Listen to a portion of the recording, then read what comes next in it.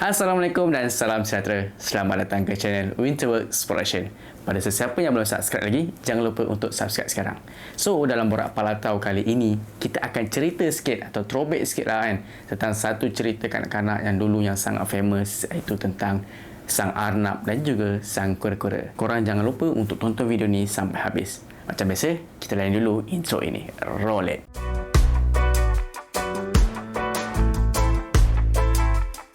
Baiklah, macam mana yang aku cakap tadi, kita akan borak tentang cerita kanak-kanak yang lama kan, iaitu Sang Arnab dan juga Sang Kura-Kura.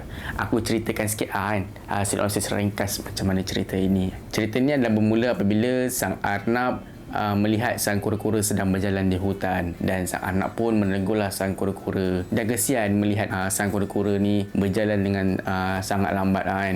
Jadi Sang Arnab pun berkata pada Sang Kura-Kura yang dia ajak untuk buat satu perlombaan kan, antara mereka berdua. Dan pada mulanya Sang Kura-Kura ni menolak kan cadangan si Arnab ni. Namun atas desakan yang dibuat oleh Sang Arnab, maka Sang Kura-Kura pun bersetujulah untuk menerima cabaran atau tawaran yang diberikan oleh Sang Arnab. Jadi pada esokan harinya, seluruh penghuni rimba datang untuk menyaksikan perlombaan antara Sang Arnab dan juga Sang Kura-Kura.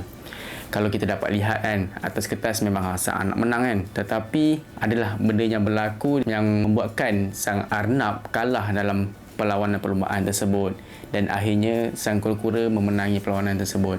Agak mengejutkan bagi Sang Arnab kerana dia terpaksa melepaskan gelaran juara tersebut. Itulah sedikit ataupun ringkasan daripada cerita Sang Arnab dan juga Sang Kura-Kura ini. So, apa yang kita boleh belajar daripada kisah Sang Arnab dan juga Sang Kura-Kura ni adalah dia bukan lihat macam mana kau start suatu benda tu tau. Dia adalah macam mana kau habiskan sesuatu perkara tu. Maksudnya, kalau kau dapat lihat macam mana si Arnab kan, dia start dia pertandingan tu, perlombaan tu dengan sangat bersungguh-sungguh kan, tapi in up Sang Kura-Kura yang menang.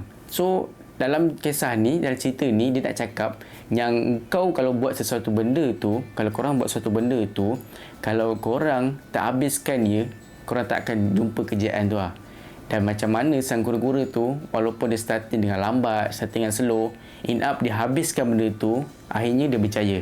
Macam itulah hidup kita. Kalau kita buat sesuatu perkara tu, di awalnya lah bersungguh-sungguh kan, tapi in up di pertengahan kita lesu dan tak bermaya, akhirnya kejayaan tu takkan jadi milik kita. Itu yang pertama kan. Yang kedua pula adalah jangan pernah memandang rendah pada kelebihan ataupun kekurangan orang lain.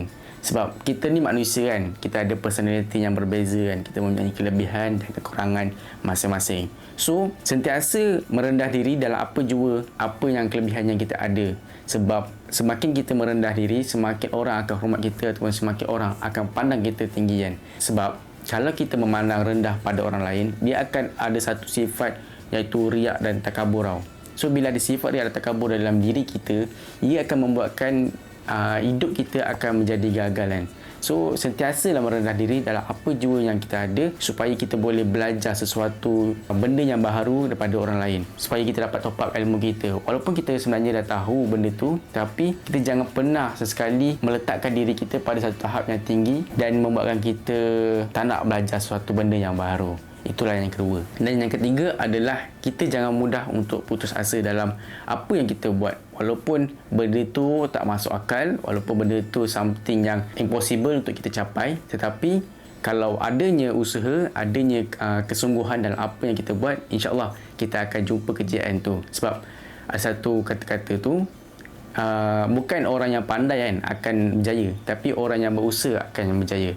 So macam mana Sang Kura-Kura tu, kalau dia putus asa pada awalnya kan, pasti dia takkan tahu yang dia menang kan. Tapi Sang Kura-Kura ni dia bersemangat kan, berusaha sampai habis. Dia tahu yang dia boleh kalahkan Arnab, dan in up macam kita tahu kan, Sang Kura-Kura memenangi pertandingan tu. Aku harap apa yang aku cerita pada kali ini adalah sama-sama untuk kita perbaiki diri kita, dan kita boleh menjadikan diri kita lebih matang untuk kita mencapai sesuatu yang kita nak dalam hidup kita. Jadi sampai sini saja Borak Palatau untuk kali ini. Aku harap sangat yang korang semua, kita semua belajar sesuatu yang baru daripada kisah ini. Walaupun benda ni nampak simple kan, nampak agak macam tak ada mengena kan, tapi sebenarnya itulah kehidupan, lumrah kehidupan kita kan.